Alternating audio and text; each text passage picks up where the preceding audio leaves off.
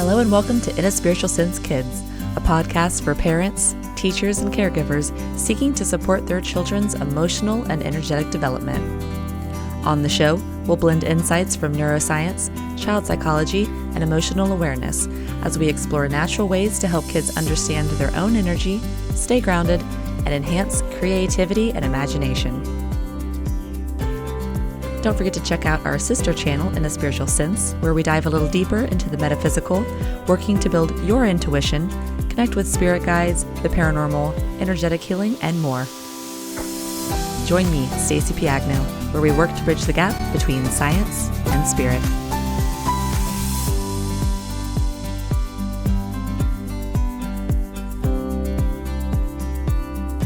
Hello, everyone, and welcome back to In a Spiritual Sense Kids. I'm your host, Stacey Piagno. Today, I am very excited to have our special guest on who, similar to me, also works in the school system. She is a speech and language therapist. She also is a Reiki healer. She's an intuitive. And as usual, we are going to really dig into both the science and the spirit today. So everyone, please welcome to the show, Sherri Huang. Hi, Stacey. Thank you for welcoming me and inviting me into your space, your beautiful community that you've created. It's an honor to be here. Thanks for coming on. I know you and I are both really busy. It's the end of the school year for us, and we just happened to make this squeeze in. So thank you for coming on. I'm really excited to have you here today. So Sherri, I would love for you to give us a little bit of background. You and I spoke about how, one, you're a language and speech therapist, and you also work in the intuitive world. I would love for you to share a little bit about your work and then how you grew up. Yeah, I'll start at the beginning. So I had always been intuitive, or intuitive in the sense that the average person would say, oh, you have strong intuition. Looking back, I had a totally different understanding of what intuition was compared with now.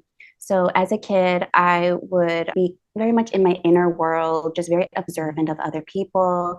And I found my way into the field of speech language pathology through linguistics. So I actually grew up learning multiple languages. My parents are immigrants from southeastern China, and English is actually my fourth language. Wow. Yeah. So of course, that already shapes a person's worldview. We have different capacities to understand events and experiences based on the languages we're taught and the languages that we're exposed to. So the languages that I grew up with were all from different language families as well. And so I've got that Eastern and then I've got that Western. Yeah. And in reality, they really merge. They're not separate. They're not opposites, right? Mm-hmm. So I might have mentioned this to you before as well. I had this upbringing of, it's a little bit unusual to people when I explain it, because I went to a Catholic school from kindergarten through third grade.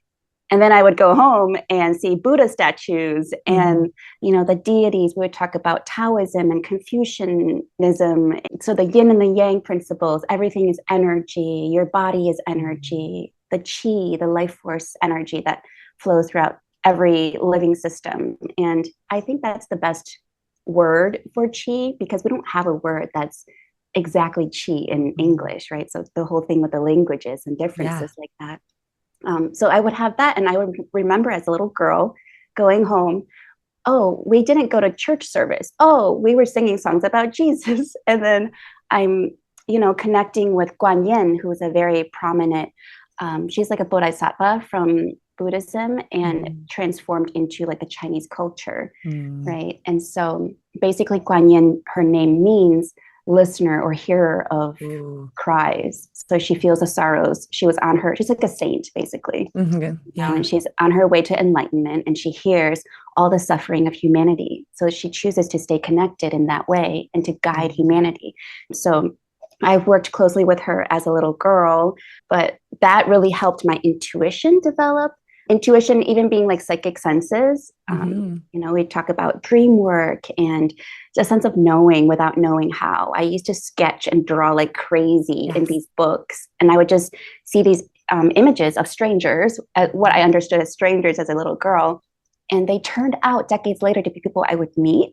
Oh, I look back and I'm amazing. like, their characteristics, I would draw like certain features, it would give me chills. And so at the time, people would think, wait a minute, why are you drawing strangers, people you've never met, Yes. instead of drawing right in front of you? Or I sorry, love drawing that. what's right in front of you. Yeah. Yeah, you and I have so many similarities because well, I mean, I grew up drawing too, and I've mentioned Yeah. that. But in my later years, when I started learning how to meditate and just kind of being more mindful, of Mm. course, my art transferred over. And as my intuition's growing, that was one of the things that I would always do is I would start drawing and I would start receiving faces. And so I totally understand what you're talking about. And I think it's such a beautiful thing that you're able to stay tapped in. And as we're going to mention today, we're going to use it for healing, we're going to use it for balancing ourselves. So I think you have such a beautiful background and very eclectic. And I think that that really helps with everything that you're doing with your life, which it's another purpose of today is, childhood kind of leads us into those things that we're supposed to be working with or incorporating in our life. So I love all of that. Um, and now you're a speech and language pathologist, or say that word for me. It's so hard to say. We I just don't say love therapist. it because it sounds so clinical, right? Yeah. Pathologist. It Pathologist. sounds so fancy. So, yeah, Yeah. speech language therapist. We always go by SLP or SOT Yes. as well. Speech therapist. It's Yeah. like the medical field, right? With our Yeah. alphabet soup. Yeah. It's interesting because when I look back, around 4 or 5 years old, I started to stutter and I Mm. would be selectively mute in certain situations, especially at school. And, Hmm. as a girl who's Asian, we were like the only Asian family around too. This is like a Hmm. small Midwestern town in the States. Yeah. And people just thought, oh, she's shy. She's really shy. She's Mm. timid, she doesn't talk.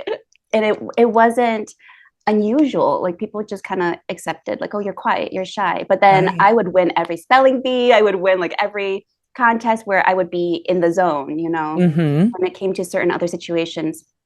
People, little kids go through certain experiences or witness certain things that don't really make sense or those things are confusing to them. So then Hmm. I think it comes out as barriers or challenges in communication. Yeah. And that's a great place to start is, do you notice that these situations around children, we can talk about like a physical experience that they're going through, and or this is a big question, Yeah. and or the energy that is around children. What is the relationship between that and speech? Do you notice that affecting Mm. speech? So I do because in my holistic practice, I do work in the schools as well as have my private practice where I support kids and adults of all ages more holistically. And Hmm. from this perspective, I notice a lot of it is in the gut, the gut brain axis. I Hmm. notice the energy and the environment. They pick up on what their parents are going through, even if it's unspoken. Hmm. So, from personal experience, I picked up such an empath, right? Just soaking up all this pain all around me. And I remember watching myself from that like higher level of consciousness and noticing, wait a minute, this person is really angry, but they're not angry at me. They're acting very violent and forceful and aggressive, but I can see the pain behind that. Hmm. And I'm 6 years old, I'm looking at that and I Yeah. can feel their suffering, their pain. Hmm. It wasn't, we have a lot of kids in the family, so four of us, Hmm. in a small working class family, and my parents were struggling during certain years, and so I think that just really took a toll on their relationship, on the family, on their mental health. And Hmm. this was the 90s, of course, so that wasn't such a priority, mental health. Yeah. Mm-hmm. Yeah, absolutely. It's starting to grow a little bit more now. Let's talk about the nervous system. So, what is the nervous system? What does it do for us? How does the nervous system actually start to shape the world around us? Mm. So I would look at it like there's the central nervous system, and then we might hear sympathetic nervous system. So Okay. when we talk about the nervous system, it's more gut instincts, all Hmm. about protecting us, right?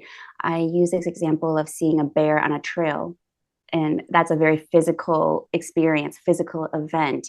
So historically, humans evolved from that into social groups. We're not wandering in nature to gather our food anymore. So we Hmm. might not encounter wild animals and see that physical threat. But the thing is, our brains interpret or experience emotional and social quote unquote threats as Hmm. the exact same thing, same energy, same imprint as physical threats, because that's how we've Yeah. evolved, right? So we're Right. social creature, social beings, and the nervous system is there to help us know, okay, is it safe to be in this situation? How do I, so fight or flight, right? That comes through. Yeah.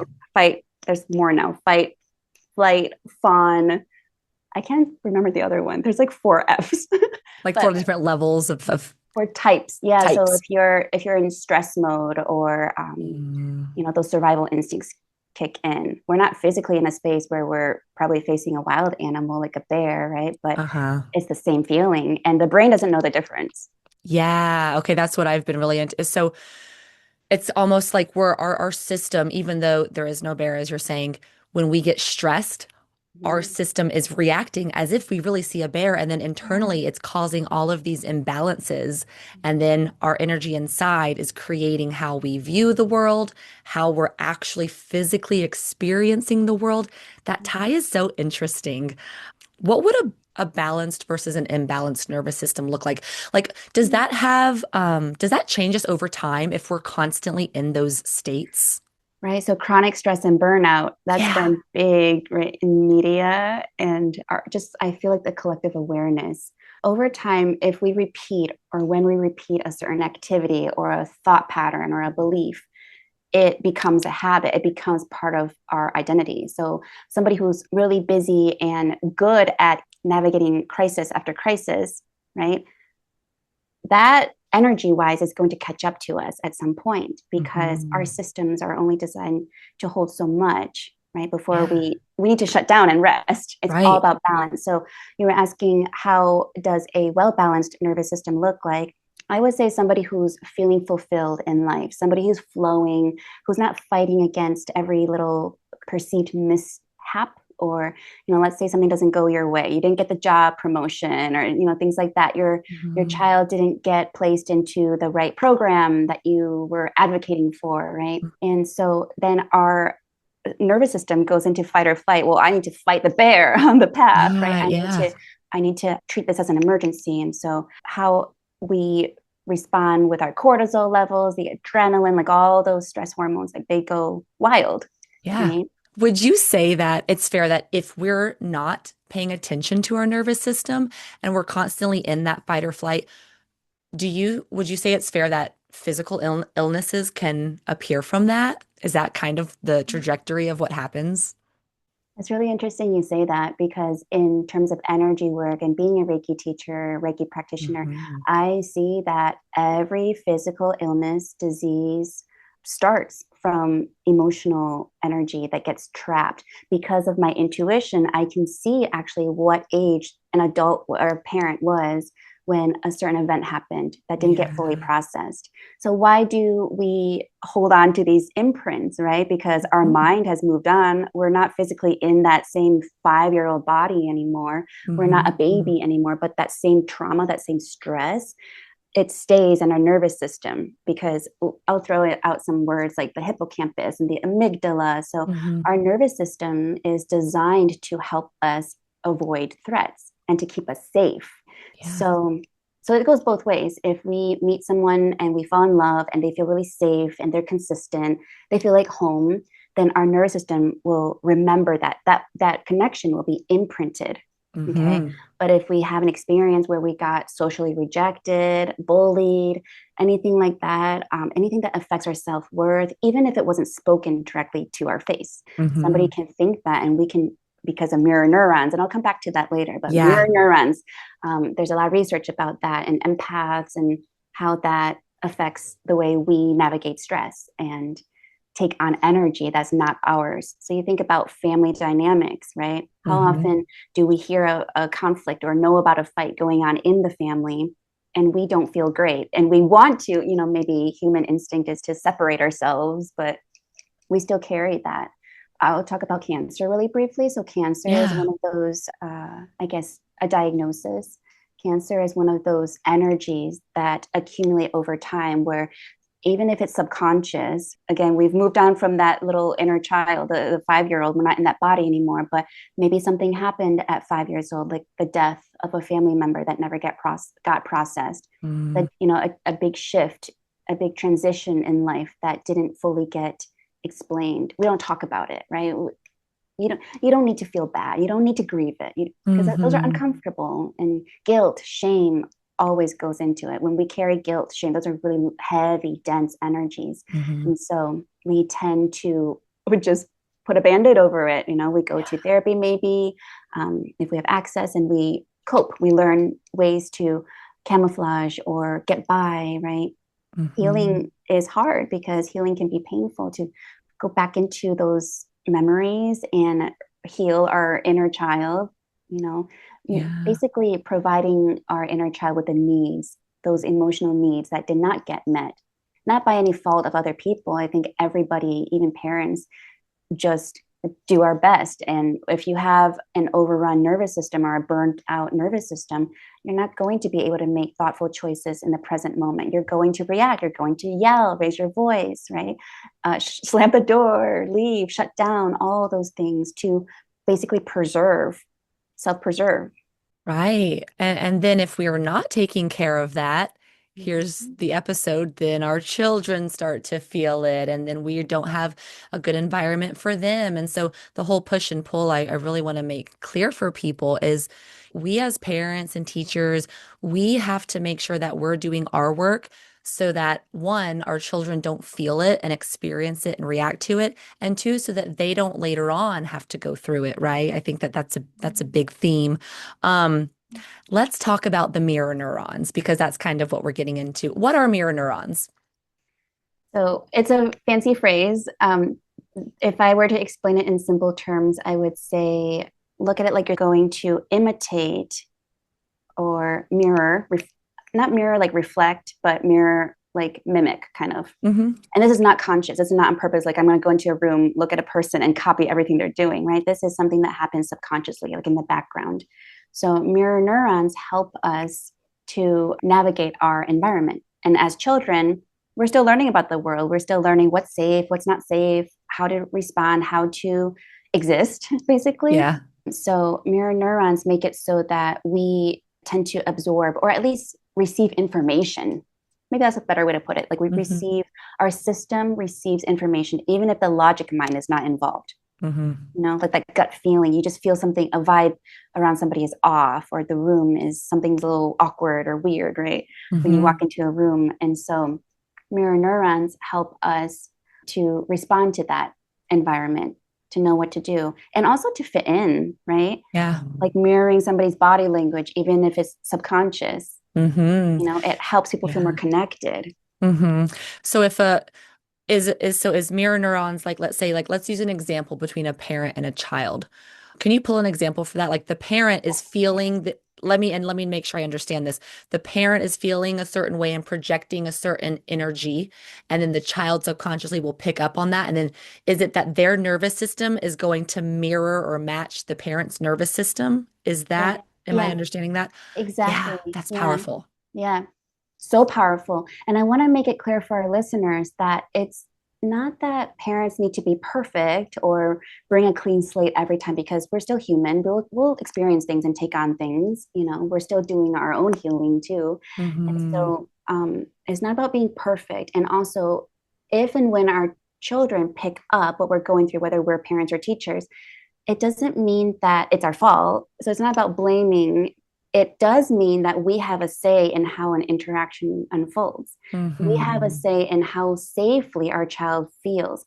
Yes, the child may be fed and nourished in that way, but if we're bringing chronic stress, we're in the room sitting at the dinner table maybe, and we're on our phones because of it, just like trying to dissociate from a stressful day. Maybe Yeah. something happened at work, something happened with family, something happened in the community. Any one of these things and more can really impact how we show up in the present moment. And maybe we're not looking at the child, maybe we're distracted physically. But even if we're interacting with a child and we're smiling and saying everything's okay, mommy's fine, the child will feel what you're actually stressed about. They Yeah. won't know why. They won't know that it's not their own. That's something important to note as well, because kids, again, they don't know. They just, all of a sudden they feel angry. All of a sudden they feel anxious, right? And Yeah. it's like, wait a minute. It took me a long time to realize that's not my stuff. This is not the same quality of stress energy or same like, I've witnessed myself be stressed out or anxious before about certain events. But I Mm-hmm. remember even me opening up to channel for clients, children or adults, and even families together, Mm-hmm. I'll Yeah. feel a different quality come through. I know that it's anxiety intuitively, but it's not my anxiety because it doesn't feel the same way.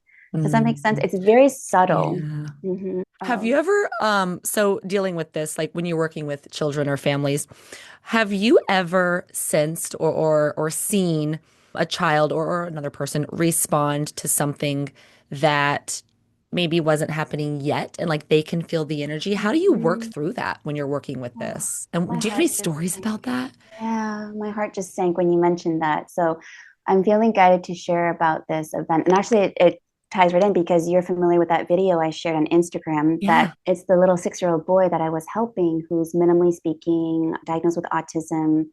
And he used to be in the home when I would see him. I would enter the house and I just felt something was off. There was a lot of stress, but it was silent. It wasn't like parents were fighting, nothing like that. It was Hmm. just kind of dad was in his own inner world. Mom was trying to hold the space, and I Hmm. felt like something was wrong. Something was really wrong. And the child, as soon as I enter, I can already hear him, not because of my entrance, but I can already hear him start to kind of escalate and he's in distress. And because he's not speaking yet, you can hear a lot of vowel sounds. And a lot of times children will say like a neutral vowel, right? And they'll just go, and just like make all these sounds with their voice, maybe. And he's pacing around, he's moving things. I can tell that there was just something really, just physically. Right. So then I set my toys down and I'm tuning in. I connect with the mom and I'm like, oh, dad's packing. How's everybody doing? And because I'm intuitive, for some reason, I was kind of in this position of watching myself go, did somebody pass away? Did somebody, Hmm. because I felt like something unexpected happened. Hmm. Somebody in the hospital. I felt it was something like that. And so his mom basically was, stepmom, but close enough like a mom, Yeah. those relationships that aren't limited to labels. Of course. So Yes. his mom, and she's in a different country at the time, so he's packing and he's trying to get on an overnight flight and he's going to be gone for a few days. And I'm telling the little boy, oh, I can sense, and I'm just naming it for him because the language therapist comes in. I'm Right. bridging the intuition with what I'm familiar with clinically. Like I can still help him make sense of what's going on because I could tell he's scared, he's Yeah. anxious, he's stressed. Most likely, what happened is he also picked up on what happened with his grandmother. Okay. Hmm. But how many times do parents think, oh, I'm going to tell my 6-year-old all of this going on and how I'm feeling about it, right? We Hmm. don't we don't think to do that. I feel that maybe because of the way we were raised, our parents are trying to in their way protect us, right? So if we Yeah. don't talk about it, it's uncomfortable. How would you explain death and dying to young children? So Mm. I was telling the mom, we can explain to him what's going on without giving him details that would probably cause more distress and confusion. So Yeah. instead of making it about death and dying, we can say, oh, daddy's going to go to Jamaica for a few days, but don't worry, he'll come right back. And you can hear his voice on the phone and he's going to go on an airplane. So relating it in that way, not Hmm. dumbing it down, but just giving the basics, right? Hmm. So that children know, oh, what I'm picking up in my body, I'm Yeah. restless, I'm scared, I'm nervous, I don't know what's going on. No one's talking. It was a very Hmm. quiet house, except for the little boy who's in distress. And no one was telling him what to do. No, they were just trying to navigate because the news just came in that morning. It Yeah. was fresh and they didn't cancel on me, so I feel it was really meant to happen that way and I was there to Yeah. thankfully support them, but giving them that language. And so we did that. The little boy calmed down right away, kissed Mm. his daddy goodbye, and we were sitting on the floor while mom was sitting on the couch, just observing. And I'm talking with the mom. All of a sudden my hands go into like the Reiki channeling position and I have not even touching him, but just kind of behind his head.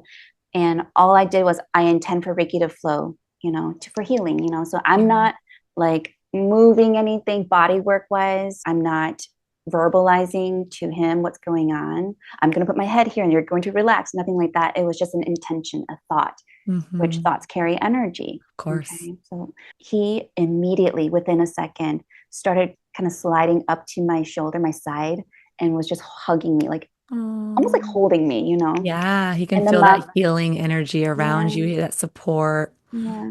And just that moment of being present together. Hey, you're safe.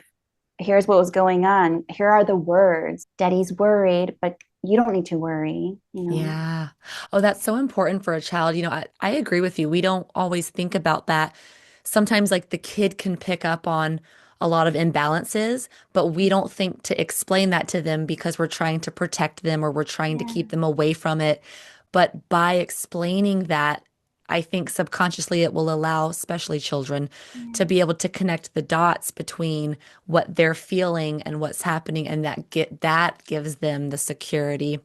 That's such a beautiful moment. So many parents, moms tell me, oh, I don't want my child to feel me be stressed. I don't want them to see me be angry or sad. I want to always be happy for them. And I Mm, get that. I feel like it comes from a really well intentioned space. At the same time, we are unintentionally depriving the child of a richer emotional vocabulary and mm, context. Okay. So letting them know, just, hey, I'm feeling sad about this. Mommy's crying, but it's going to be okay. You don't need to take that on. And we don't have to mm, like emotionally dump on, vent to the child, but just letting them know this is the emotion, this is what's going on, but don't worry, you don't need to take that on. Even those words just helps a child feel in their nervous system reassured. ugh, Okay, that makes sense. Okay, I can still be safe emotionally. So you can be in households where there's so much tension, no one talks, no one's yelling, no one's arguing, but we don't talk about the emotions, right? And so mm. then that creates a very unpredictable environment for a child, Yes. right? Oh, and it's so true. And it's because I honestly feel, and you'll maybe agree with me, is we haven't been taught how to talk about our emotions. We're supposed to hide everything. We're supposed to keep going. That's been generationally the right thing to do. And Mm. I think science and everything's catching up to actually the opposite of that. And I love when you mentioned creating an emotional vocabulary for our children because you're right, they don't know. They are learning. I mean, hey, we're still learning. Yeah. Okay, so let's get into healing as a parent. You've mentioned inner child. I love inner child work. Actually, this is perfect timing. We just had an episode come out. It was an older episode from my old channel about the inner child, and it's my opinion that the inner child is quite literally a roadmap for us to Mm. find our purpose and or find that balance. But what if your childhood was not healthy? It can be traumatic, and pulling up those old triggers is hard. And why would we want to do it? Especially what we were just talking about. We're not supposed to talk about it. We're not supposed to dig back in. What is the benefit of being able to tap into the inner child? What is the inner child? The inner child, I would describe it as part of our essence. Mhm. Mm. Even if we go into soul level terminology, right? I'm making up words anyway, but like our soul level essence, right? Yeah. Who were we at 4 years old? For example, a lot of clients around preschool age, they tend to be really joyful, carefree, dancing around, taking up space Mhm. unapologetically, because that's how toddlers are, right? Right. And then somebody along the way, because of what we've been talking about, not on purpose to cause harm, usually, that's my belief too, is that adults don't usually try to cause harm, but they kind of, want to stay in their own comfort zone as well. So if Mhm. a child's being noisy or dancing too extravagantly or playing with their hair in church, right? That kind of thing, then it makes the adults feel very uncomfortable. Mhm. What will other people think? What will other people say? Right? Instead of Mhm. making it about the child taking up space. So I often see after around preschool, kindergarten age, definitely around 6, 7 years old, children Mhm. tend to shut that part down, you know, if they grow up in that environment where they're told no and don't do that, stop doing that, even being hit, right? Mhm. So the inner child is not like a separate person, of course, but like this energetic imprint of a part of ourselves. Yeah. And so the inner child who has not been seen now turns into an adult. And then we get into the neuron conversation. Yeah. If an adult is not healed, usually due to something in their inner child, that creates the imbalance that then your children feel. And it's like this endless cycle. So, how can we as adults make sure that we're on the path to healing? Again, there's no such thing as Mm. perfect. There's no such thing as Mhm. happiness all the time. You've mentioned we're supposed to be able to feel all of the things, but how can we do a better job of making sure that we're balanced? And how does that connect with the inner child? Mm. So, as we know from physics and this energy work, right, we know that energy does not get destroyed, at least within one system. It doesn't get created Mhm. or destroyed. We don't just make it vanish, right? So, think of it like painful emotions. That's energy. It's not something physical that you Mhm. can hold outside of the body. And we just end up doing what? We push it down deep. We push it down deep. We don't talk about it. So all of that buildup turns into what we would call the dormant self in Reiki healing. So the Ooh. dormant self goes even deeper than the shadow self, right? The shadow, we can look at that in psychology as the subconscious mind and those parts of ourselves that we might feel ashamed of because of how we've been treated or how we Mhm. witness those same experiences being treated. Does that make Mhm. sense? Yeah, yeah. Mhm. But the dormant self is, for example, the teenager who is a rebel, who is outspoken, who is angry, right? The dormant self gets pushed down really deep to the point where we end up attracting situations and people to us that connect with that dormant self. And Mm. why? Because we talk about even, sorry, I'm kind of going all over the place, but No, yeah, it's good. manifestation work, you hear about manifestation, attraction, the law of attraction. It's not just your conscious intentions of, oh, I attract an abundance of wealth and it will happen and only, love. We have the dormant self that most people don't recognize or don't know that they still have, right? It's like, wait, Hmm. I addressed that long ago. How many times do we hear adults say, and this is not judgment, of course, we're human, but adults saying, I already took care of that. We already healed that relationship. My mom and I are good. But there's a lot of stuckness still in the energy. And also, anytime we do healing work, there's residue, and then we can Yeah. even talk about souls and um, soul agreements, karmic cycles, past Yeah. timelines. So it gets pretty layered, right? Yeah. But Layers of dormant energy that we're not aware of, nor are we taught how to deal with them. So, how can we get in there? How do we reconnect with those areas? These are real big questions, I know, but yes. what are some steps parents can take? They're listening to this right now and they're like, oh Mhm. my gosh, do I have dormant energy in me? How can we connect with it in a healthy way? I love that question. So, my biggest piece of advice to listeners is offer yourself compassion. I think that is the simplest yet hardest Mhm. to embrace, right? Offer yourself compassion. So this means noticing the thoughts, the moments when we are talking negatively to ourselves. Why did you do that? What's wrong with you? Yeah. Right? That's just your imagination. How many times have we heard that growing Oh up, my right? gosh, And then yeah. that becomes our identity of, yeah, I'm somebody who can't do things right, or I'm somebody who, all these different limiting beliefs. Hmm. So there is a part of us that is aware of that, though, right? I always tell my clients, who is it that's watching those thoughts? Who is it that's observing, right? Hmm. In that moment of awareness is the only time we can truly heal it. So this isn't about going to see an expert or a healer or taking something, or buying something or a program or a coaching book. It's about in those quiet moments where we get triggered and watch ourselves react the way that we have learned how, right? Shutting Hmm. down, hanging up the phone, not talking, avoiding. A lot of it Yeah. is avoiding. And so knowing in that moment, oh, I don't need to attach to that experience.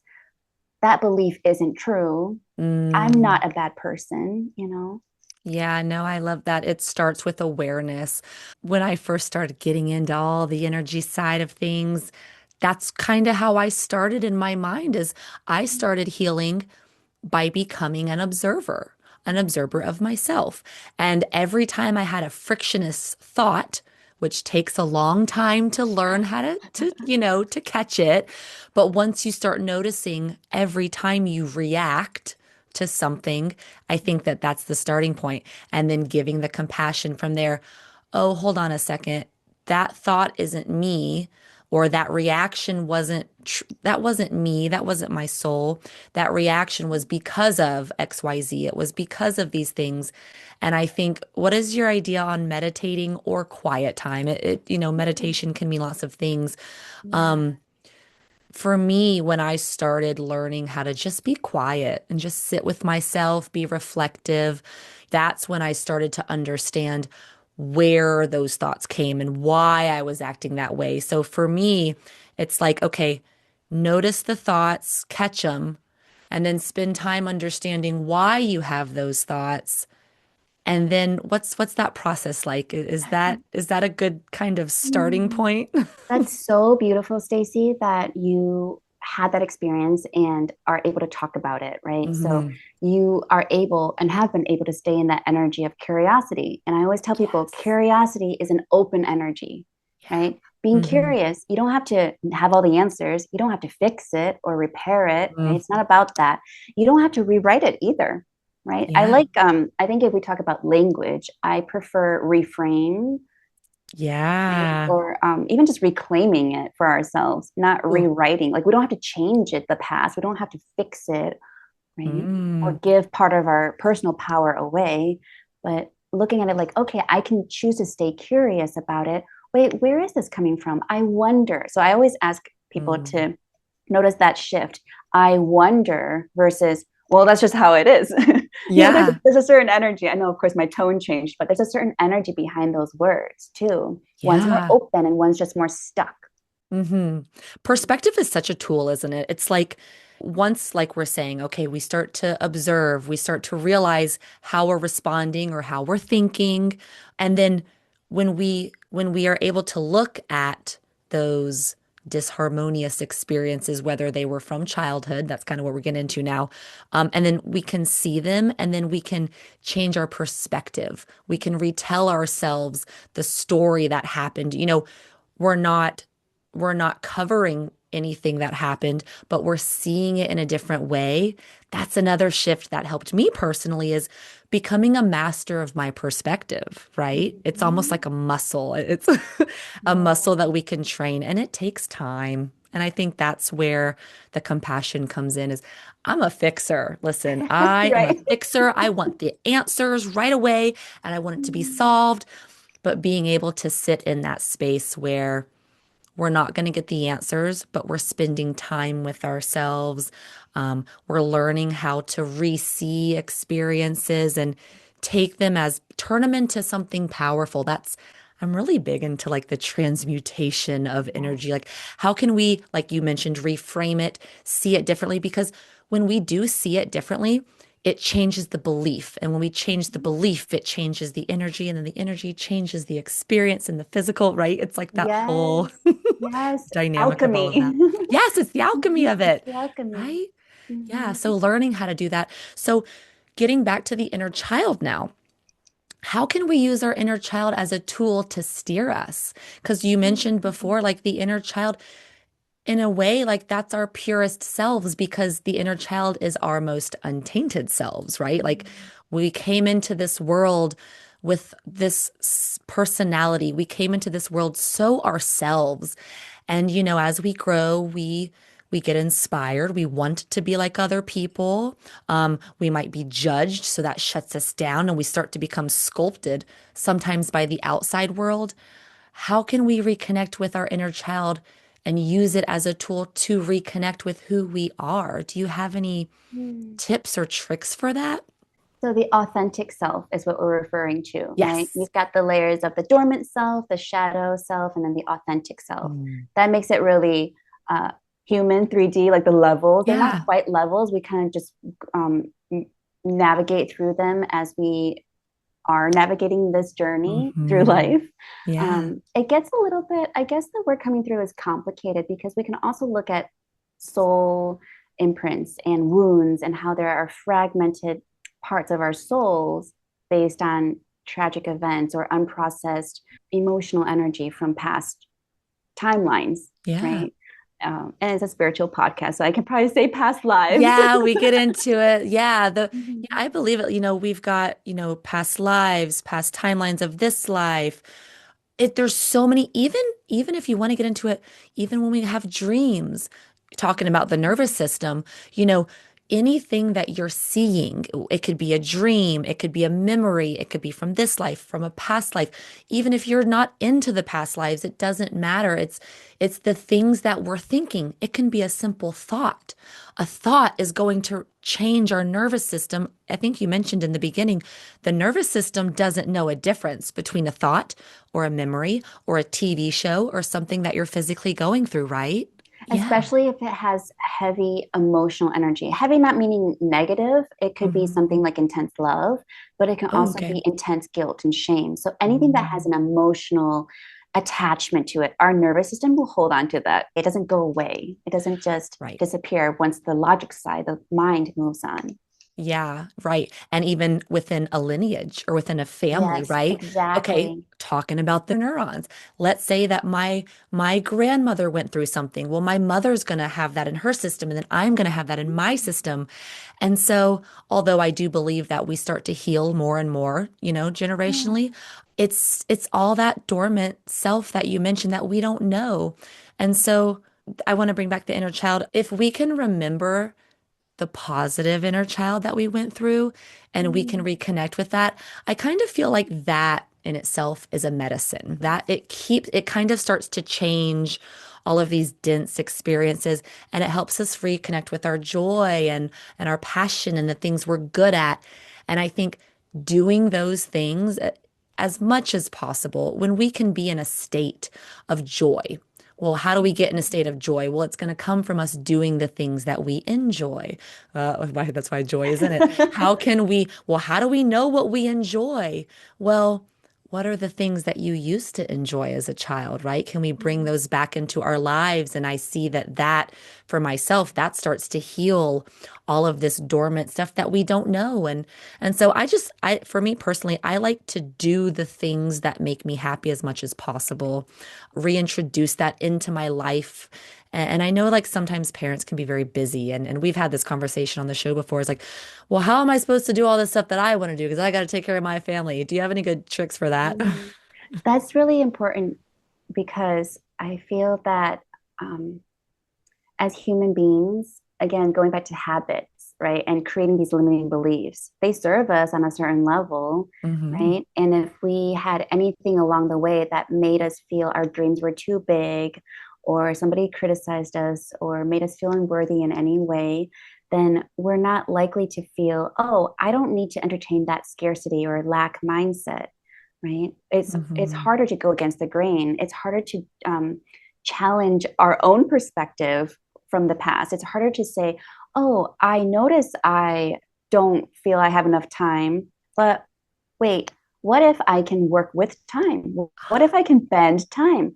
What if I Yeah. connect with my higher self, and the authentic self within, so spirit and the inner Hmm. authentic self, connect and say, okay, I trust this experience to unfold how it needs to. I trust that I will have enough time and also take those guided action steps, not just sit and do nothing and say, Right. okay, just give me more time. It's more like, okay, we have to challenge those beliefs because it's going to be hard and say, we're in society where it's fast paced, we're surrounded by technology and fast things, fast Yeah. experiences. And so I want to tell listeners and parents that there's no such thing as not having enough time. So Mm. if we were to reframe that, time is completely relative, right? If we are saying we don't have enough time compared to somebody who's, maybe have moments to live, right? Hmm. What, like, that's relative, you know what I mean? Hmm. So if I were to oversimplify that as a joke, I would say time isn't real. Time isn't Right. real. You can bend time. I've gone through phases in my adulthood where I look at it like, okay, I have a really crazy busy day ahead. Please help me, the powers that be, consciousness, Yeah. universe, God, spirit, source, all of this. Yeah. Um, Help me receive more time. I trust, you know, I Hmm. flow. And so, yeah, just even I want to. pause there for a moment. Even that Yeah. mindset of scarcity, not having enough time, not having enough of anything, whether it's physical or not, that can also be inherited energetically, Yeah. right? Because Mhm.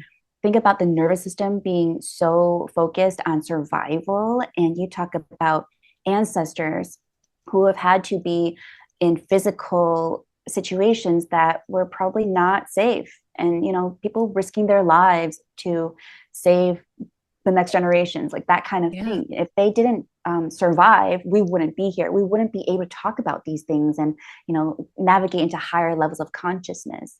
It's all Hmm. because they were able to physically survive and emotionally too. So being able to Yeah. honor the past, being able to honor where we come from while knowing we don't have to be stuck in that same loop. We have a Yeah. say in how it goes. If I wake up thinking, oh no, I'm out of time or I'm running out of time, I have a say in checking that, right? I can look at it like, wait, where is that fear coming from? Hmm. Okay. Let me Yeah. take a deep breath. Breath work is huge. I feel like Oof. grounding into the body is huge for parents. And parents, what happens when we are running around and taking care of scheduling and, responsibilities, Yeah. keeping Yeah. our families alive. Yeah. We forget to breathe. Yeah, we forget to breathe, and breathing creates presence. And that's one thing I've spoken about in the past is presence for me expands time. When Yeah. we can become Mhm. present, but how do we do that? It starts with the awareness that we were talking about. I feel like awareness is the underlying fix for a lot of things. And it's hard Yeah. because we have to practice that, right? Right. Right. Um, and then you mentioned trust. Trust and reframing, that those are so big for me. Becoming a master of the mind starts with the awareness. I love to hold the belief that life works for us. And I've talked a little bit about that in the past. If we can trust and truly believe life is always working for us, it helps us stay in flow, which helps us Yes. stay balanced and it helps us do all of these things that we're talking about. And then on top of that, I want to get into creativity and intuition, Mm. being creative with how we spend our time and making it all work for us. I think that there's something to that. And I want to get into like the dynamic between creativity and intuition. Help me link it here. But, Yes. for you, how does creativity and intuition connect? How can we use those two things as tools? Hmm. So, what I want to bring up just briefly is the chakra system. So, Mm, chakras coming from the Sanskrit word meaning the energy wheels, right? And we talk about this concept in yoga and meditation. So, if we look at the seven main chakras aligned with the Kundalini energy, they're the rainbow colors by design. But we look at the root or the base chakra, and this is usually connected with the color red mm, and grounding, healing in that way by being in the physical body, shelter, food, nourishment, water, money, financial stability. Okay, just feeling secure. If we are stuck in that or trying to heal that part of mm-hmm. ourselves, if we're stuck in survival mode, in other words, we're not as easily going to be able to access creativity because creativity, Mm, intuition, a lot of that lives in the second chakra, the sacral chakra, that's more connected with reproductive organs. And so it's not like left brain versus right brain at all. It's one system, right? But if we look mm-hmm. at it from an energy perspective, we cannot ascend and grow and evolve if we are just trying to get food on the table. Right? Mm-hmm. So if we look at countries who are in war right now, Yeah.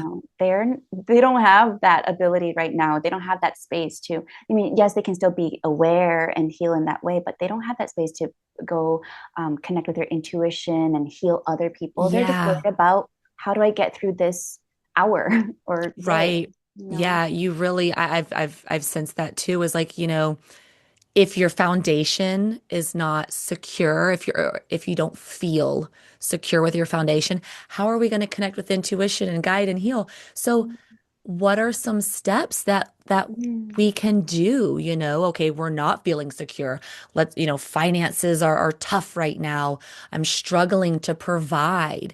yeah. What can people in that situation do to feel more Mm, balanced, to then tap into the yeah. intuition for more help and more guidance? Absolutely. Absolutely. So we can say, like we've been talking about, the intention, the curiosity, the awareness. Mm, Well, that's all wonderful and all, but how do we actually make that, like, what are some tangible items, tangible steps that can be taken? Because we do live in this three-dimensional world after all, hmm. So I love stomping, grounding, taking a moment outside. I think it's all perspective when we say, I don't have time to go for a walk, right? Yeah. It's all perspective. Time yourself 5 minutes, give yourself even just 2 minutes to ground. And that's how I got started in meditation, was just a little bit at a time. Because if you try to sit for 6 hours, like, it's just Oh, not your brain is just going to be like, I can't conceptualize this. What do you yeah. mean? Go for a walk, go to the gym. Yeah. I'm already in chronic burnout, chronic stress. So we can even take a step back further and say stress is really resistance. Maybe Hmm. life is working out for us. Maybe our child isn't supposed to go to that program that didn't work out. Maybe there's something even better. What Yes. if? So asking ourselves, what if? What if I Mhm. take 5 minutes, invest in myself, not spend it and give it away, but perspective, right? With the language, there's so much Yeah. we can do. What if, instead of going to the drive-through for fast food, what if I go to the Yes. store and pick up something that's whole and wholesome and nourishing, without Yes. processed foods. Yeah, no, it's such good advice. Yeah, what if Root chakra. Yeah. reframing? How can we reframe? And that's what I was trying to say earlier. That's where the creativity piece comes in. How can Mhm. we use how can we reframe things positively? I hate that word positive I because know what you everyone mean. says it, but just follow, right? So Yeah. how can we shape something in a positive way versus, survival can sometimes hold a lot of Right. energy. That's dense. Yeah. Um, Yeah. but getting out of the mind. I Mhm. think that all disharmony stems from the mind. Stress stems from the mind, right? All of these imbalances, all of the stuff that we're carrying within the nervous system that doesn't help us, it stems from the mind and from perspective. So, how can we heal the perspective to then heal the nervous system so that we can receive? Going Mhm. outside, working out. Really, it's kind of interesting the duality, like getting out of the mind, we want to get into the body. So how can I Exactly. pay more attention? Paying more attention to the physical body actually helps us become more spiritual. That's a Yeah. trick I've had to learn. It feels opposite. But yeah, going Mhm. outside, there's so much science with that. I've talked about it a Yeah. lot. The ions that we receive, but giving space to the mind. I know when I was younger, especially through school, I was a stressor.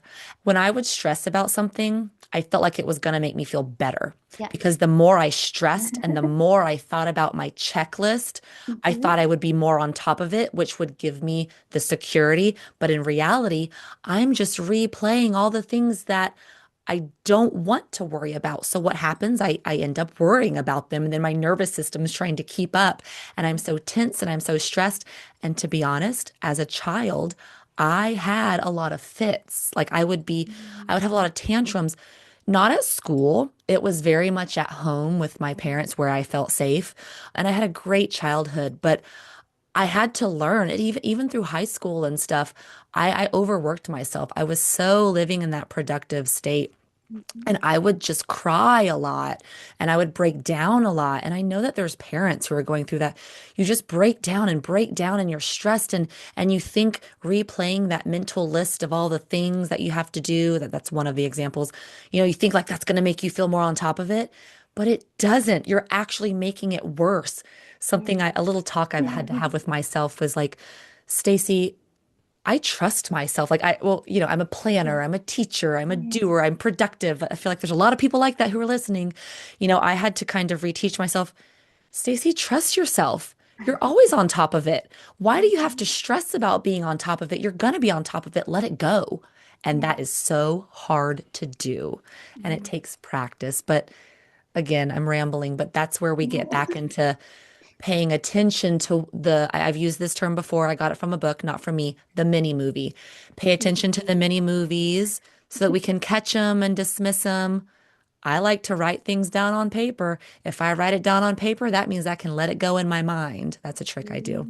Mhm. But yeah, just don't feel like you have to keep staying on top of everything. Go outside and let your mind go. let the mind go. And then here, I'm starting to channel here. Get into the inner child. Okay, how do we let things go? What did you like to do as a child? Well, me personally, I liked to draw. I liked to be outside. Okay, so now as an adult, hey, I haven't pulled out that sketchbook in 10 years. Let me pull it out. Let me start doodling. Let me start drawing because it's actually releasing a lot of stuff Yeah. too when we do those things we liked. So, yeah, that was my little tangent. But I feel like noticing what we're thinking about is the start to fixing all of Yeah. this. Yeah.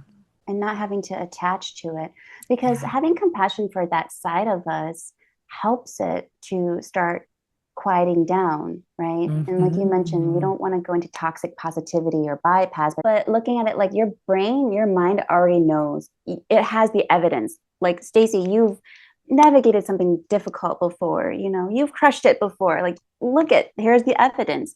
So stressing and looping, I feel like that is just what the mind is wired to do. It's Hmm. wired to help us by problem solving, and that keeps us safe because we're doing something.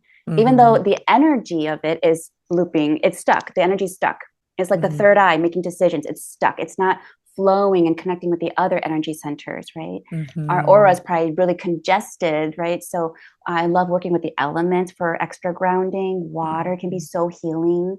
Just that intention is going to help as it is. Hmm. You know? Yeah, intention holds so much power. Intention directs the energy, right? Okay, so we're starting to heal. Now we're feeling more grounded. Let's talk about how imagination plays in with our intuition.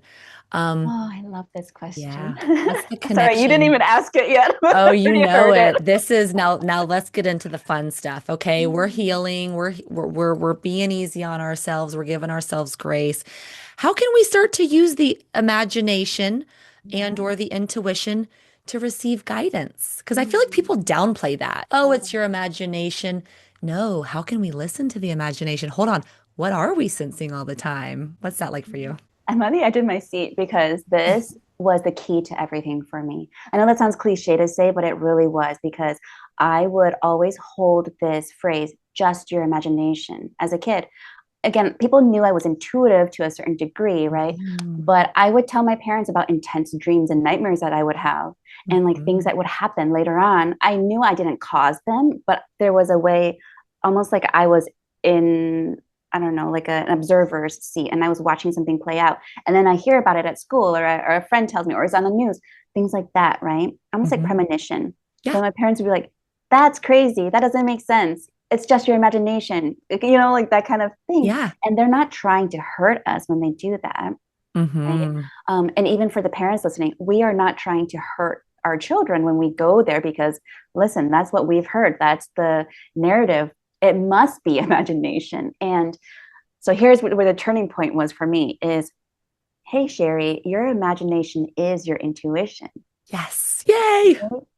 Showing up. I mean, it was so simple, but showing up, letting the mind wander, letting yourself daydream. How beautiful, giving yourself Mhm. permission to go beyond limits, right? To imagine and get out, not like dissociate, not that kind of thing, but to explore because we do have access to infinite consciousness. We have the Mhm. ability to tune in to that well or radio frequency, if you want to call it Yeah. that, right? Yeah.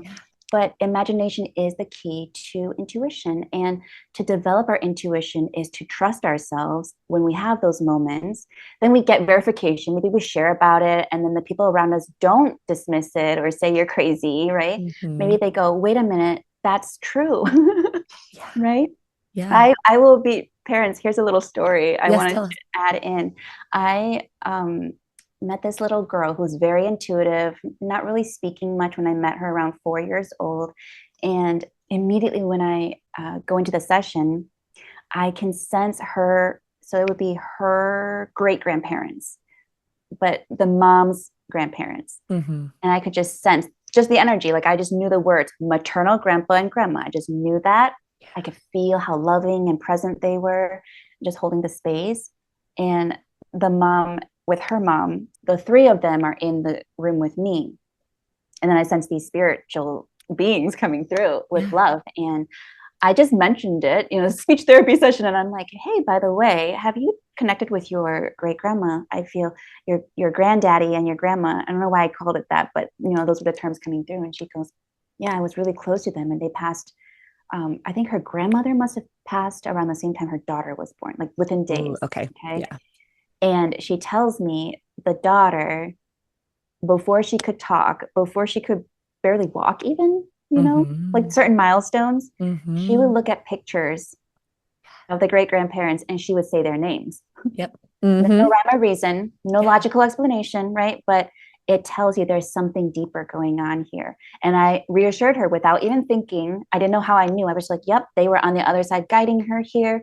They were helping her. There was a big celebration and all of this. And yeah, I feel like this happens a lot in the spiritual realms where Mm-hmm. loved ones, there are no boundaries. Like there are no, oh, Yeah. I haven't met you in physical life. So But there's a there's whole nother physical world energy. running on that we're just now learning how to tap into. Yeah. And what if we could always tap into that and use it for guidance, for Mm-hmm. help, for healing? Well, it Mm-hmm. starts with listening, right? Listening to what are you daydreaming about? That, like, I love that your what you daydream, that is your intuition, the imagination. Yeah, yeah, What yeah, you imagine is your intuition, yeah, but we have to learn how to trust it and to yeah. believe it. And I think that's so beautiful. Oh, so next week is our season finale, and this is exactly the conversation. I love that you shared that story because kids are so in tune, right? They don't Mm-hmm. have the limits that we have. Mm-hmm. Do you think children can come in to heal a family? Like, I think sometimes, children are born into our family to help us with things that we're going through. And even it's kind of two different conversations here, but even something like that, if we can listen to our children more often, they're going to they're so connected with their intuition. It's such guidance that we can receive if we're open Mm-hmm. to it. Do you think that children come in to heal families? To heal families. So I view from my work, I view children as pure light, right? We all are pure Mhm. light at our core. And I feel like that goes against organized religion in a lot of ways. Like we're Mhm. born a certain way, but I look at it like children are so connected to spirit, especially babies coming through because they were just on the other side, Yeah. in spirit. And so children are able to see the world in a way that doesn't have those biases yet, right? They Mhm. didn't learn, oh, if I say that, then the kids will laugh at me. Oh, if I say that, then I will be rejected or alone or, feeling ashamed, right? They haven't Yeah. learned that yet. So, especially around like toddler age, I love that age a lot. I feel Me like they too. just say things that you're like, wait, what? That is so true. Yeah. And they heal families by just being that mirror. So I know we talked about mirror Mhm. neurons earlier, but it also goes both ways where, Yeah. even as the parent, the teacher, the healer, we can go into a room and we can intend to hold that frequency to transform any negativity, or I don't want to say negativity, but dense Yeah. energy. Okay. Hmm. Denseness, stress, worry, fear, a lot of fear in our environments these days. So Hmm. again, not toxic positivity, but just grounded presence, right? Entering a Hmm. space, tuning into our inner light. And that's how I can help people navigate through really tragic past life memories, because I know, just somehow growing up, I just knew I'm surrounded by this light. Hmm. It's just fact for me. And I think that Yeah. helped my framework because I can easily see somebody who's an open channeler and they're coming in with fear, right? Because Yeah. they learned that it's not safe to connect to the other side. And so everything's kind of tainted now Right. instead of knowing you're safe, Hmm. right? And if only we could all understand and trust that we are all light and we are all surrounded by light, even if we might have had very dark experiences. I'm a big believer that is part of your power. Those Mm-hmm. negative experiences, those harsh triggers, that, if we can look at it, turns into our power. And so I believe that, that's part of the purpose is those people who are going through really dark things, it happens. It's true. There's Yeah. just as much dark as light. It's the duality that keeps it both alive. But if we can understand, well, that's here for my benefit. That's part of the whole understanding that life is always working for us. Well, those dark things, that those dense things, feelings, thoughts, experiences, hold on a second. Let me see that as part of my power because that's really training me to become who all I am capable of becoming. And oh, I am light. And oh, I do need to see this a different way. How can I change the relationship between this? And then we reestablish that understanding that we are light and we are surrounded by light. And I think as we're going through this process and as we're healing, asking for help is another big one. And that's even getting into the organized religion. How many times have you heard, ask and you shall receive? That's what it's teaching. So let's ask, allow our intuition to open so that we can receive. Listen to the imagination as we ask. What are the coincidences happening in our lives? What are my children coming up to tell me, right? How can we slow down? All that good stuff. Slowing down, yeah, that's a big one, right? Yeah. Slowing down allows us to be more in the present moment. It Hmm. allows us to like bend time, so to speak, right? We are able Yeah. to really savor. And if you think about it, I'll give an example of going to see a beautiful sunset, Hmm. an ocean beach sunset, and there's something that just feels so magical about it. And doesn't it feel like time freezes, right? It just stands still. I was channeling really quickly recently to somebody who received a cancer diagnosis, and I didn't know where the cancer was. I knew in general what type of cancer, but I didn't know the Hmm. placement with a tumor, their pain, anything like that.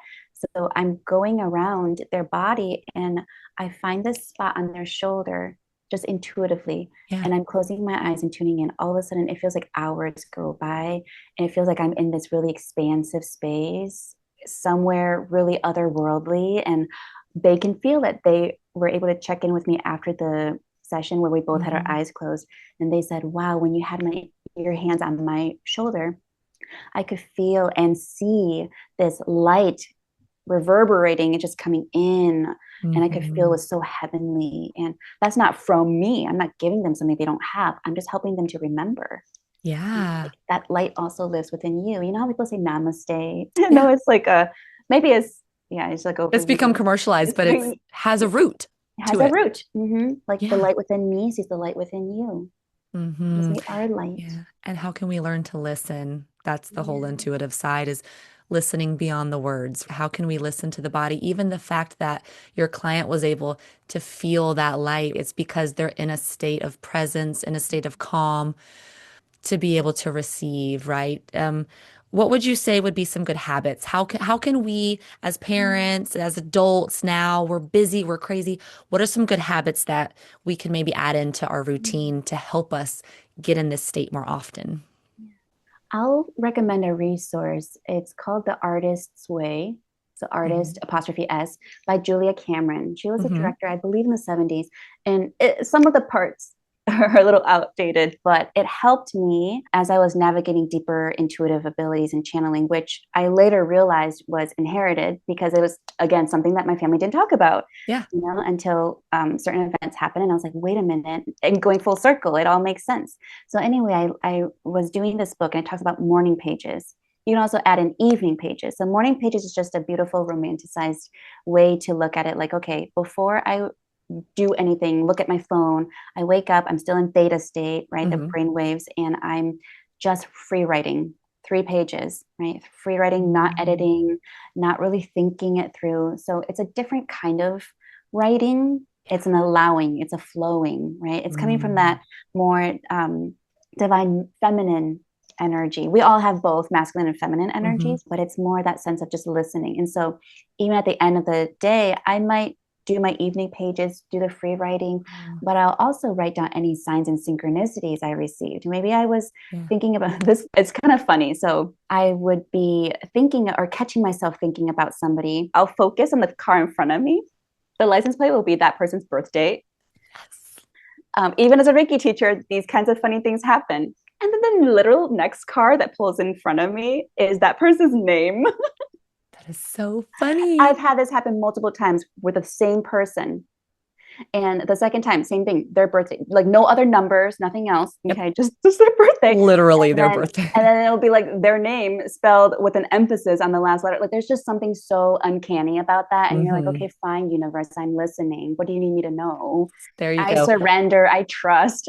Yes. Okay. Coincidences. I love talking about this. This is like the language of spirit is when we have these coincidences, I see them as direct communication from the spirit Absolutely. side, from energetic side.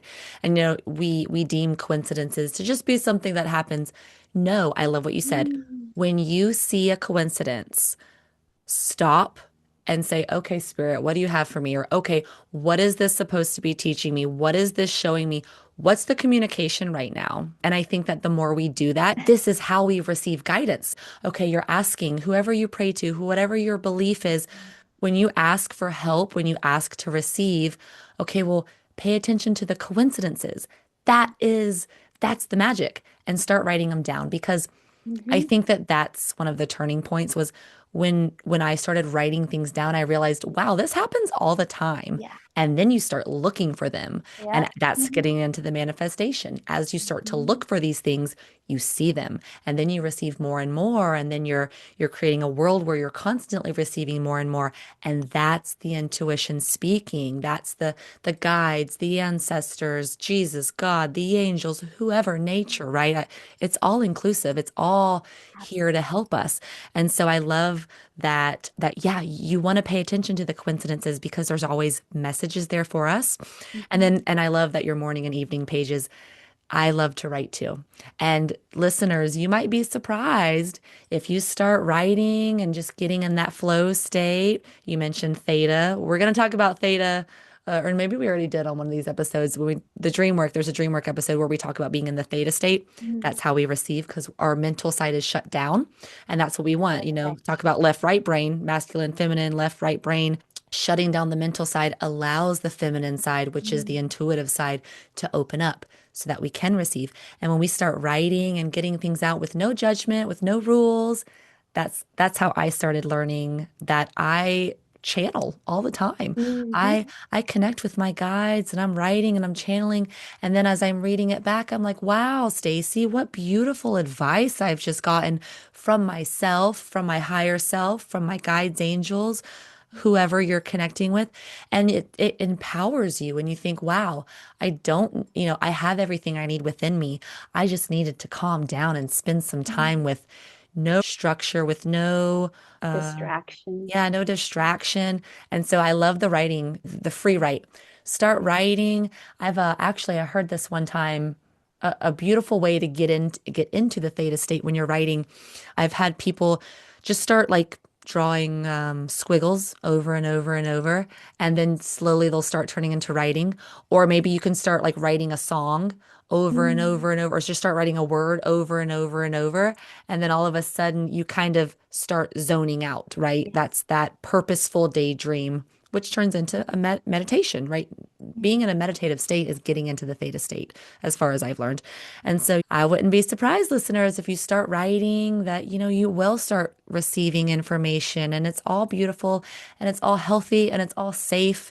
And you hold that intention because it's safe, it's healthy, it's, it's guidance and it's love. And, you become love, you connect to love. And I think there's so much here that we're just now starting to tap into as a society. There's so much hope and guidance and love around us. And so, yeah. So the question was adding things into our routine. So getting That in would a be a big one. routine. Yeah, the morning and Routines. evening Yeah, and writing. stack it. Stack the activity with something that you already do. Maybe you're having your morning coffee or Mm, tea or smoothie, whatever you're doing in the morning that's yes. consistent. That quiet time, that Hmm. don't give up your quiet time. That's something I want to emphasize to parents too, is don't give up that quiet time because that needs to be a priority. You need to be Hmm. grounded and, good. You need to be present, taking care of Yeah. yourself is what I'm trying to say. Hmm. If you don't take care of yourself, right, it's not about sacrificing and prioritizing other people. You don't have anything to give. You're going to be actually fueling subconscious resentment, probably. Yeah. Get into those denser layers of guilt and despair. And those are a lot of the driving forces of why we start to shut down from spirit. Mm-hmm. because of the fear and the guilt and the despair, feeling unworthy, right? Mm-hmm. When we look at organized religion and all of the world's spiritual paths, in the metaphysical space, they're all working together. Yeah. I will regularly see Jesus and yogis together, and I'm like, wait, what? My human side would also start to understand this because of my upbringing, right, from the Mm-hmm. diverse cultures, but also it makes sense because there is no label or limitation in spirit. It's Yeah. not something that is like in our world where it's not negative, but just dense. It's Yeah. everything is physical, solid, right? They Mm-hmm. can move more Yeah. freely in the other realm. Yeah, and we need some of that too. Like I love getting into the whole like the logical side of the mind. We want things to be compartmentalized. We Mm. want it to be this lane and this lane because it helps us understand. And as you mentioned in the beginning of the show, it's a survival mechanism because we are physical humans and we need that logic. We need the separation, but we also have to catch ourselves if we fall too much into the separation, too much into the lanes, too much into the judgment. It stops us from being able to be open and be in flow and receive. So that's a balance that we have to learn how to do living here in this earthly plane. That's such a beautifully um, articulated way of describing that. Hmm. Yeah, but that's Again, one thing. compassion.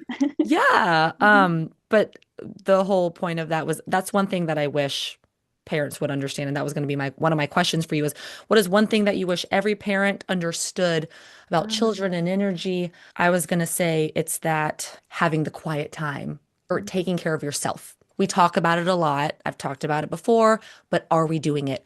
Are we actually taking care of ourselves just as much as we're taking care of our children? Is there anything else that you wish parents knew just right now? There is one. I kind of want to do a play on words. I didn't come up with it. I'm sure somebody already said this before, but it's so in terms of energy, intuition, even children's abilities to be telepathic and know things and feel things Mhm. before or without them being spoken. Um, Mhm. that phrase, I'll believe it when I see it. Mhm. Yes, I believe it So when I see it. I'll believe it when I see it, right? Because that's the human side. Yeah. So I will invite parents to look at that and reframe into I will see it when I believe it, right? I'll say it one more time because I'm dramatic like Yes. that. I'm just Set the kidding. stage. The Set the lights are on. stage. My one piece of advice for parents, if nothing else, is instead of I will believe it when I see it, reframe that into I will see it when I believe it. I Yes. will see it when I believe it. So that takes away all the biases and it keeps Mhm. us in that energy, like we talked about earlier, of curiosity and openness.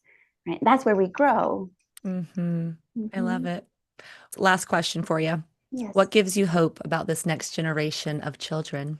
You know what? I love that question because I would love to turn it back to parents and say the parenting style now and the awareness, the access, this conversation about resources for our Mhm. generation of parents, I feel like that's what gives me hope, right? Because we are raising the next generations of children in a very different way that compared Mhm. with when there was literal scarcity mindset because it was witnessed in front of you, Yes. food being taken away, food being restricted, the industrial age, like all of this lack and not Mhm. having enough and not being able to see one or both parents regularly. I feel Mhm. like our generation of parents have really awakened, for lack of a better word, Mhm. to how to parent with intention.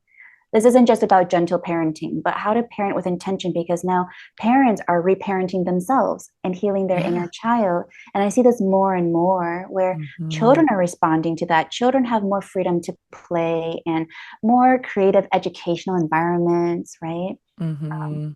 We still have a ways to go as a society, but I see it moving in the right direction. And we're not alone. We have guides and healers and helpers in spirit always guiding us when we are open to that. Of course, they cannot Mhm. interfere. That's the thing. But Right. when we are open to it, so again, when we believe it, when we Yeah. we kind of just notice our inner skeptic, because I used to be a Mhm. skeptic, and I was Oh like, wait, yeah. very very much I had to be concrete. I had to be like the list writing, the being in control, right? Mhm. Stressing, worrying. And then I realized, wait, I'm resisting what life is giving me. Mm-hmm. Yeah, Mhm. that's beautiful. Yeah, I think being more open to creativity and intuition and balance is the way we're headed. And I think that it's exciting to see. It's exciting to be a part of. I know people sometimes get stuck in the drama of the media and the world and all the collective things, but there's a purpose to it. I love the play on the body and the collective. There's a lot of dense negative stuff coming up right now, especially if you're online and this and that. But that's okay. That's how we heal. We bring up all the icky, we Yes. heal it, and then in return, it's really helping us become more balanced, right? There's always the pendulum. We're going this way, and then no, it's this way, and no, it's this way, and I see us kind of coming to the middle now. How can we have both? The answer is always both. It's the masculine and the feminine. It's the intuition and the technology, and it's going to be exciting to see where we go with technology. And one thing I wanted to say too is with that whole conversation of there's a lot of stuff going on now that doesn't seem healthy. There's a lot of stuff that is healthy going on too. Yes. And I think that we as visionaries and as part of our future, it's important for us to hold that space and hold that intention that we are moving in a positive direction. I really do believe that. Yeah. And not having the fear-based mindset moving forward. And I think our children are coming in so open, so connected, Mhm. and they're going to hold that positive vision and be that positivity for our future. They're going to be the balance of all of this for our future. And so, yeah, I think we're in a beautiful time, and we're really going to start to see some big shifts in our future for in a good way. Absolutely. I have a lot of hope and I feel like it's grounded, because Hmm. just choosing what thoughts we entertain, choosing what in the news we grow, we can feed that fear-based mindset, Hmm. or we can look at it like, wait, this is being shown to us, but what else is happening? Yeah. What else is beautiful? Babies are being born every day, right? People are falling in love, coming together, healing generations.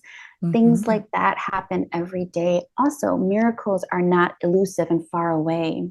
Yeah. So when we believe it, we will see it. When we believe it, we see it. Yes, I love that. I so love that. All right, Sherri, where can people find you and find all your work? I am at the holisticslp.com. So, holistic SLP, like we talked about with the acronym Mhm. for speech language pathology. And I am mostly on Instagram at the holistic SLP. Yeah, people want to connect. I do one on one channeling sessions. I offer holistic speech and language therapy across the lifespan. I run roundtable groups. I call them tea time, where Cool. it's like empaths, parents, practitioners get together once a month, at least for now, just once a month. And we just talk. We talk about things like this: the science, the intuition, the bridging, holding heart space, meditation, Yeah. shared meditation. Yeah. Oh, Yeah. that's beautiful. I got to look into that. And I will place all of your links down below in the show notes today. Sherri, I want to thank you so much for coming on and talking about all of this. We got a lot of science. We talked a lot about intuition. Those are my favorite things, as I believe they are yours too. So just thank you so much for coming on and in this busy season for us both. I really appreciate it. It's a pleasure. Thank you for having me. It's been really fun. Yeah. And thanks for all the work that you're doing as well. Me too. Yes. Thanks. All right, guys. Well, that's all we have for today. If you enjoyed this episode, I hope you use it to inspire those around you. And I'll see you next week on In a Spiritual Sense Kids. For those looking to connect further, please feel free to send emails to info@inaspiritualsense.com or hit me up on Instagram, where you can find weekly inspiration and updates. I look forward to connecting with you.